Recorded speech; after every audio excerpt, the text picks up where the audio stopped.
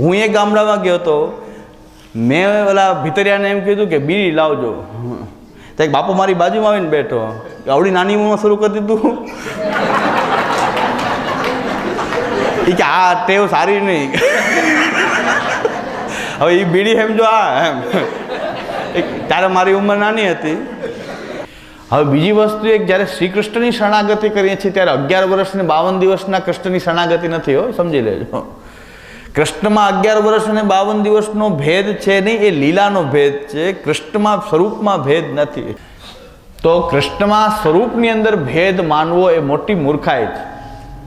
શ્રી મહાપ્રભુજીએ શ્રી કૃષ્ણને બ્રહ્મરૂપે પણ વર્ણન કર્યો, પરમાત્મા રૂપે પણ એ કૃષ્ણ તત્વને જ શ્રી મહાપ્રભુજી બતાવે છે.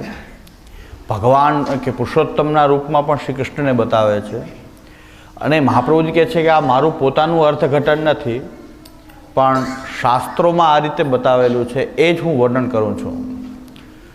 ભગવાન કૃષ્ણને શા માટે શરણે જવું, અન્યને ન જવું, એનું મેઇનમાં મુખ્ય કારણ કાલ મેં વર્ણન તો કરી દીધું, કોણ બતાવી દેશે? કાલે મેં બતાવી તો દીધું કે ભાઈ કૃષ્ણની શરણે જવું, બીજા કોઈ દેવી દેવતાની શરણે નહીં જવું, શિવને શરણે નહીં જવું. એનું કારણ કૃષ્ણની શરણે શું કામ જવું? કોઈ આપણને એમ કહે છે કે તમે કૃષ્ણને માનો છો એટલે કૃષ્ણની શરણે જાઓ છો, અમારે માટે શિવજી મોટા, અમે શિવની શરણે જઈએ. આપણે કૃષ્ણની શરણાગતિ શા માટે કરીએ છીએ? કાલે આપણે આ વિષય બરાબર કર્યો છે. કોઈ પણ ખોટું બોલવાની છૂટ છે, પણ બોલવું કે શું સમજ્યા તમે એમ. કૃષ્ણ અંશી છે અને આપણે તેના અંશ છીએ, એટલે અંશી તરફ અંશની ગતિ હોય એટલે આપણે એની તરફ જવાનું. તો જે જેને માનતું એમ જ માનશે કે શિવ અંશી છે ને આપણે એના અંશ છીએ. આપણે કૃષ્ણની શરણાગતિનું કોઈ કારણ છે જે શાસ્ત્રમાં બતાવેલું છે, કે એ કારણ આપણે બતાવ્યું કે ભાઈ આના કારણે આપણે શ્રી કૃષ્ણને શરણે જઈએ છીએ. હા બોલો બોલો. હા, ભગવદ્ ગીતામાં શું કીધું? હા બોલી જાઓ, માઇકમાં બોલી જાઓ એટલે ખ્યાલ આવે બધાને. આપણે ભગવદ્ ગીતામાં અર્જુનને ઉપદેશ આપ્યો હતો અને એને વિરાટ સ્વરૂપના દર્શન કરાવ્યા હતા. હા કે હું પૂર્ણ પુરુષોત્તમ હું જ છું. બરાબર, સૌથી મોટું પ્રમાણ. હવે કોઈ એમ કહેતું હોય કે અમને ખબર ન પડે, અમને ન આવડે, તો આવડવા તો માંડે જ, આવડે તો એનું પ્રમાણ છે કે સમજાય છે, આવડે છે, બધું થાય. કે ભગવદ્ ગીતાની અંદર જે પ્રમાણ આપ્યું છે, શાસ્ત્રનું પ્રમાણ આપણી માટે મહત્વનું છે. કારણ કે એ તો એમ કહેશે કે અમે શિવજી અમારા અંશી છીએ, અમે એના અંશ છીએ એટલે અમે શિવની શરણાગતિ કરીએ છીએ. કોઈ એમ કહેશે કે અમે ગણપતિના અંશી માનીએ છીએ, અમે એના અંશ છીએ. પણ મૂળભૂત પ્રમાણ શાસ્ત્રમાં શું કે ભગવાને એમ કીધું કે ક્ષર અક્ષરથી પર પુરુષોત્તમ હું છું, અને એનું ડેમોન્સ્ટ્રેશન એ બતાવ્યું કે સર્વાકાર રૂપ પણ હું જ છું. આ વિરાટ સ્વરૂપ બતાવ્યું કે આમાં કંઈ બાકી રહેતું નથી, બધું મારામાં જ છે. એટલે એવું આ તત્વ, પરાત્પર તત્વ એ શ્રી કૃષ્ણ છે, એનું ગીતાજી પ્રમાણ છે. કોઈ ગીતાજીને માનતું હોય તો ગીતાજીને માટે પ્રમાણ છે. શાસ્ત્ર ન માનતું હોય એનો તો આ વિષય જ નથી. ધર્મ કે ભક્તિ કે શાસ્ત્રને ન માનનારા માટે તો છે જ નહીં. કારણ કે એ લોકો શાસ્ત્રને માનતા નથી, ભગવાનને માનતા નથી, એને સમજાવવાનો કોઈ પ્રયત્ન હોઈ શકે નહીં.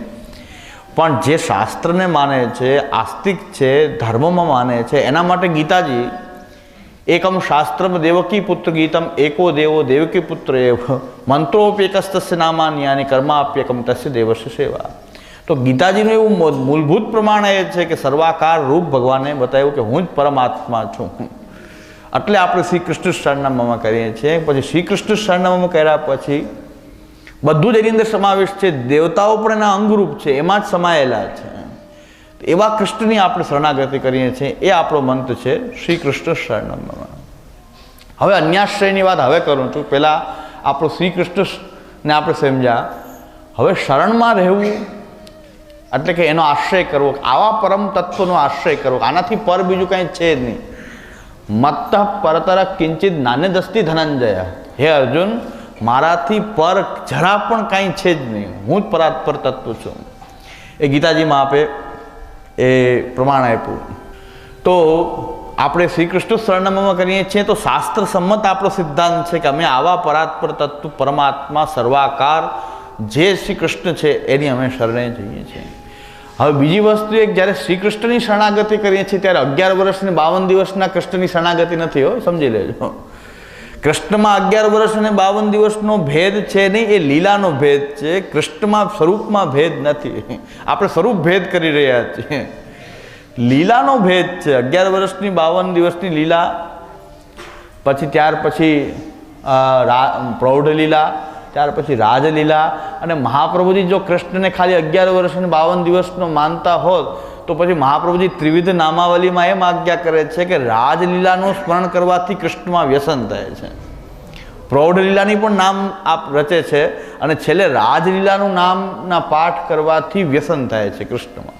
આવું શું કામ કે જો રાજલીલા આપણને માન્ય ન હોત, આપણા કૃષ્ણની આ રાજલીલા ન હોત, તો મહાપ્રભુજી શા માટે એમ આજ્ઞા કરે કે રાજલીલાના નામનો પાઠ કરવાથી કૃષ્ણમાં વ્યસન થાય છે? તો કૃષ્ણમાં સ્વરૂપની અંદર ભેદ માનવો એ મોટી મૂર્ખાઈ છે. પણ લીલાના ભેદ હોઈ શકે. લીલા અલગ અલગ પ્રભુએ અલગ અલગ કરી છે. લીલા શું કામ કરી છે ભગવાને? ભગવાને લીલા કરવાની જરૂરિયાત શું? કે ભાઈ સ્વભાવસ્ય અન્યથા ભાવો નવૈ શક્ય કથંચન તસ્માત ત્રિવિધ જીવેશુ ત્રિવિધા ભગવત કૃતિ. જે પ્રકારનો જીવ છે એને ઉદ્ધાર કરવાનો સંકલ્પ ભગવાન કરી રહ્યા છે, ત્યારે એની જેવી ચિત્તવૃત્તિ કે એનો જે ભાવ છે એના જેવા ભગવાન બની અને સામે પ્રકટ થાય છે. પરિણામે એ ભક્તનો એ ભગવાનની અંદર નિરોધ થાય છે. આખા દસમ સ્કંદ એ નિરોધ સ્કંદ છે. એટલે ભગવાન એ તામસ લીલા પણ કરે છે, રાજસ લીલા પણ કરે છે, સાત્વિક લીલા પણ કરે છે. જેવા ભક્તો છે એ પ્રકારની ભગવાન ત્યાં લીલા કરે છે. પ્રૌઢ અને પછી રાજ. પ્રૌઢ એટલે 11 વર્ષ 52 દિવસ વ્રજ પછી ત્યાં મથુરા પધાર્યા, એ બધી પ્રૌઢ લીલાની અંદર આપણે ત્યાં ગણતરી છે. અને કિશોર પછી પ્રૌઢાવસ્થા અને ત્યાર પછી રાજલીલા. તો જ્યાં દ્વારકા પધારીને પછી જે રાજલીલા તે. તો ભગવાનની લીલા કૃષ્ણની, મહાપ્રભુજી એટલું નથી કહેતા કે કૃષ્ણ અવતાર રૂપમાં જ્યારે ભગવાન પ્રકટ થયા એટલો જ કૃષ્ણ છે. મહાપ્રભુજી એમ નથી કહેતા. મહાપ્રભુજી એમ કહે છે ભાગવતની અંદર પ્રથમ સ્કંદથી લઈને એ 12 સ્કંદ પર્યંત જેટલી પણ લીલાઓનું વર્ણન થયું છે એ બધી જ કૃષ્ણની જ લીલા છે. તો મહાપ્રભુજી કહે છે કૃષ્ણ કેવો છે? એ 10 લીલા યુક્ત છે, 10 વિધ લીલા યુક્ત છે. 10 વિધ લીલા કઈ છે? સર્ગ, વિસર્ગ, સ્થાન, પોષણ, ઉતિ, મન્વંતર, ઈશાનુકથા, નિરોધ, મુક્તિ અને આશ્રય. દસમ સ્કંદમાં તો નિરોધ લીલા છે. તો મહાપ્રભુજી તો એમ કે છે 10 લીલા એ 10 વિધ લીલા યુક્ત છે કૃષ્ણ. એટલે ભાગ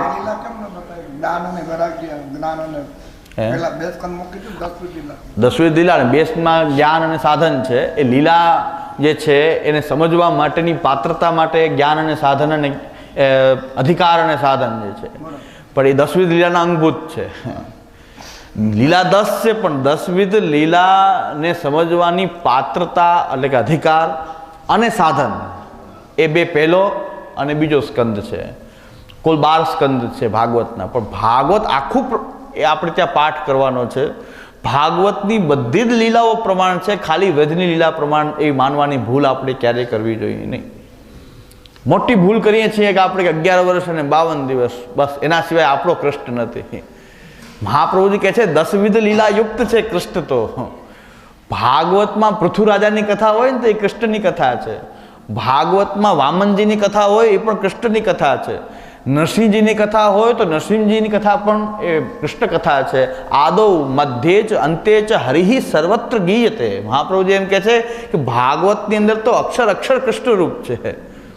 તો બધે જ કૃષ્ણ જ વિરાજી રહ્યો છે આખા ભાગવતમાં. ખાલી દસમ સ્કંદના તામસ પ્રકરણની અંદર જ કૃષ્ણ છે એમ કેવું એ અજ્ઞાન છે. અને આપણી મોટી મુશ્કેલી એ છે સત્સંગ કરનારા, પ્રવચન કરનારા, કથા કરનારા એક અજ્ઞાની બીજા અજ્ઞાનીને સમજાવે છે. હવે શું થાય? એક અજ્ઞાની પોતાને પૂરી ખબર નથી અને સત્સંગ કરવા નીકળી જાય તો ઓહો બહુ સત્સંગ કરાવે, બહુ સત્સંગ કરાવે, પણ એને પોતાને ખબર નથી. આ દીવો ધૈરો પ્રયત્ન હાથમાં એવું જ હાલે છે આપણો. એ કે બાપા કયો દૈવો ધારો પ્રયત્નાત્મા એટલે શું? કે હવે બાપાને સંસ્કૃતની ખબર હોત તો શું જોઈએ? તો એ કે હવે બાપા પણ એવું પ્રકટ થઈ ગયું હોય કે હવે બીજા નથી જાણતા આપણે કંઈ કેવું તો ખરું ને કે દીવો ધર્યો પ્રેતના હાથમાં, સંધિ છૂટી પાડી કે પ્રેત આગળ આગળ હાલતો તો મહાપ્રભુજી દીવો એના હાથમાં મૂકી દીધો, એટલે દીવો ધર્યો પ્રેતના હાથમાં. હવે મોટા ભાગની સત્સંગ, મોટા ભાગની આપણી કથા અને પ્રવચનો પણ એવા હોય છે કે પોતાને વ્યવસ્થિત જ્ઞાન મેળવેલું નથી અને જીકાજીક આપણે બધા કરતા હોઈએ છીએ. સત્સંગ કરાવનારા સત્સંગ કરાવતા હોય અને કથા ચાલતી હોય તો કથામાં શાસ્ત્રી પણ એવો હોય કે એને ખબર ન હોય કે શું ભાગવત શું છે એને ખબર નથી અને એ કથા કરતો હોય અને આપણે બધા એક અજ્ઞાની બીજા અજ્ઞાનીને સમજાવતો હોય. એટલે એક મહારાજશ્રીનો પ્રસંગ છે, અહીં સૌરાષ્ટ્રમાં પધાર્યા હતા. અમુક ગામડા એવા છે કે એમને બિચારાને કંઈ ખબર નહીં, આયરોના અમુક ગામ અમે પણ લીધેલા છે. એ લોકોને બહુ પુષ્ટિમાર્ગી આપણી ભાષાઓની બહુ ખબર ન પડે, ન અહીંયા કોઈ એવો સેવા કરવાવાળો વૈષ્ણવ કે મર્યાદી વૈષ્ણવ કે એના ગામમાં હોય કે એને બધું સમજાવે. તો એ મહારાજશ્રીએ એમ કીધું કે ખવાસને કીધું કે તાતી લઈ આવો. એટલે ઓલા સાંભળ્યું તો ખરું કે તાતી લઈ આવો. ઓલો બીજો અજ્ઞાની બીજા અજ્ઞાનીને પૂછે કે તાતી એટલે શું હશે એમ. અરે તને એટલી કે ખબર નથી પડતી, ઓલો અજ્ઞાની બીજા અજ્ઞાનીને સમજાવે તને એટલી ખબર ન પડે, મહારાજશ્રી જે કરે બધું તાતી, એ જે ખાય એ તાતી. અરે મહારાજશ્રી પધાર્યા હતા બાથરૂમ, પનાળામાં પધાર્યા હતા, એ કે આની તાતી કે છે આ બધા કે મહારાજશ્રી જે કરે એ તાતી. એટલે આવું થાય. પછી અજ્ઞાની બીજા અજ્ઞાનીને સમજાવે કે તાતી શું હશે. હું એક ગામડામાં ગયો હતો, મેં ઓલા ભીતરિયાને એમ કીધું કે બીડી લાવજો. તો એક બાપુ મારી બાજુમાં આવીને બેઠો, આવડી નાની ઉંમરમાં શરૂ કરી દીધું. એ કે આ ટેવ સારી નહીં. હવે એ બીડી એમ જો આ એમ ત્યારે મારી ઉંમર નાની હતી, એ કે અત્યારથી સારું નહીં. એટલે જો પુષ્ટિમાર્ગી કોઈ અજ્ઞાની બીજા અજ્ઞાની સમજે તો બીડી આપણે કેને કહીએ છીએ, એ બીડી કેને કહેતો હોય, આપણે તાતી કેને કે એ તાતી કેને કહેતા હોય. તો અજ્ઞાની એક બીજા અજ્ઞાનીને સમજાવે તો આવી દશા થાય.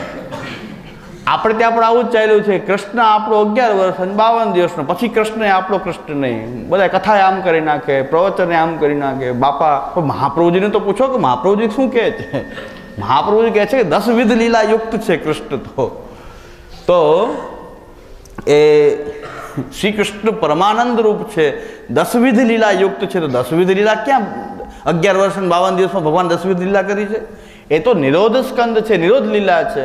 અને નિરોધ લીલાની અંદરનો આ એક પાર્ટ જ ખાલી છે, આખો નિરોધ સ્કંદે નહીં. 87 અધ્યાય છે દસમ સ્કંદના. અહીં તો તામસ ફલ પ્રકરણ સુધીની જ વાત કરવામાં આવે, 11 વર્ષ અને 52 દિવસ. તો 11 વર્ષ અને 52 દિવસનો કૃષ્ણ આપણો, બાકીનો કૃષ્ણ આપણો નહીં. એ માન્યતા સદંતર ભૂલ ભરેલી માન્યતા છે. આપણો તો કૃષ્ણ એ કૃષ્ણ જ છે, એ બ્રહ્મ છે, એ પરમાત્મા છે, ભગવાન છે. ગીતાજીનો ગાનાર પણ એ જ કૃષ્ણ છે. એ જ કૃષ્ણ આપણી સર્વ દસમ સ્કંદની બધી જ લીલા કરનારો છે. રાજલીલાનો કૃષ્ણ પણ આપણો કૃષ્ણ છે. તો શ્રી કૃષ્ણને મહાપ્રભુજી કહે તમે શ્રી કૃષ્ણ શરણમમાં. પણ ગોટાળો એ થઈ ગયો છે કે આપણને સેવા વ્રજલીલાની ભાવનાથી કરવાની કીધી છે. કથાની અંદર તો સ્મરણ બધી લીલા કરવાનું, બધી લીલાઓનું સ્મરણ કરવાની આજ્ઞા કરવામાં આવી છે. સેવા આપણે ત્યાં વ્રજલીલાના ભાવની સેવા છે, એ સેવા માટે મહાપ્રભુજી આજ્ઞા કરે છે. એ સમજાણું નથી કે સેવા માટે મહાપ્રભુજી કહે છે કે સેવા વ્રજલીલાના ભાવની છે, પણ કથામાં તો ભગવાનની બધી જ લીલાઓનું સ્મરણ તમારે કરવું જ જોઈએ. તો જ અંતતઃ ભગવાનની અંદર વ્યસન સિદ્ધ થશે, ત્યાં સુધી નહીં થાય. તો ભાગવત આખું નિત્ય આપણે મહાપ્રભુજી કહે છે પ્રેમણો અન્ય સાધનમ લોકે નાસ્તિ મુખ્ય પરમ મહદ શ્રી ભાગવતમ એવાત્ર પરમ તસ્ય હિ સાધનમ. ભગવાનમાં પ્રેમ કરવા માટેનું ભાગવતથી મોટું બીજું કોઈ સાધન છે જ નહીં, એમ મહાપ્રભુજી કહે છે. પ્રેમણો અસ્તિ ના, એ પ્રેમ માટે કોઈ બીજું કોઈ સાધન જ નથી. શ્રી ભાગવતમ એવાત્ર પરમ તસ્ય હિ સાધનમ. તો શ્રીમદ ભાગવત એ ભગવાનમાં પ્રેમ કરાવનારું એ સૌથી મોટું શાસ્ત્ર શ્રી મહાપ્રભુજી બતાવે છે. તો નિયમિત રીતે પઠે છે નિયમમ કૃત્વા શ્રી ભાગવતમ આદરાત. મહાપ્રભુજી કહે છે રોજ નિયમપૂર્વક ભાગવત જે છે એ આપણે શ્રવણ કરવું જોઈએ. હવે આપણે મહાપ્રભુજીની જે પ્રથા છે, શ્રવણ કીર્તન માટેની જે આજ્ઞા છે, તો મહાપ્રભુજી જલભેદના ગ્રંથની અંદર શ્રી મહાપ્રભુજી આજ્ઞા કરે છે કે પૈસા લઈને જે કથા કહેતો હોય એની કથા એ ભાગવત કથા છે નહીં. આ સિદ્ધાંત છે. જે પૈસા લઈને ભાગવત સંભળાવતો હોય એ ભાગવત એવી રીતે ભાગવત મહાપ્રભુજી કહે છે તમે પોતે પઠન કરો. મહાપ્રભુજી કોઈની પાસે કરાવવાનું નથી કહેતા, પોતે કરવાનું કહે છે. તમે ભાગવતનું પઠન પોતે કરો, ઘરમાં ભાગવતજીનું પુસ્તક વસાવીને એનો પાઠ કરો. સેવા કરનારા એ બહુ જરૂરી છે. સેવા કરનારા માટે પણ શ્રી મહાપ્રભુજીની આજ્ઞા છે કે પ્રેમણો અન્ય સાધનમ લોકે નાસ્તિ મુખ્ય પરમત શ્રી ભાગવતમ એ માત્ર પરમ તસ્ય સાધનમ. ચિત્ત ભગવાનમાંથી જે બહિર્મુખ થાય છે એને પુનઃ ભગવાનમાં જોડવાનો ઉપાય શ્રીમદ ભાગવત છે. સેવા કરનારા લોકો માટે પણ સેવાના અનુસરમાં શ્રીમદ ભાગવતનું અધ્યયન પાઠ એ અનિવાર્ય છે. નહીં તો ભગવાનમાં પ્રેમ થશે નહીં. સેવા પણ પછી જડ ક્રિયાવત થશે. ખાલી ક્રિયા થઈ જાય. સવારથી શાંતિ ઉઠવાની જેમ દેહની ક્રિયા હોય એમ સેવા પણ એક ક્રિયા બની જાય જો ભગવાનમાં પ્રેમ લુપ્ત થઈ જાય તો.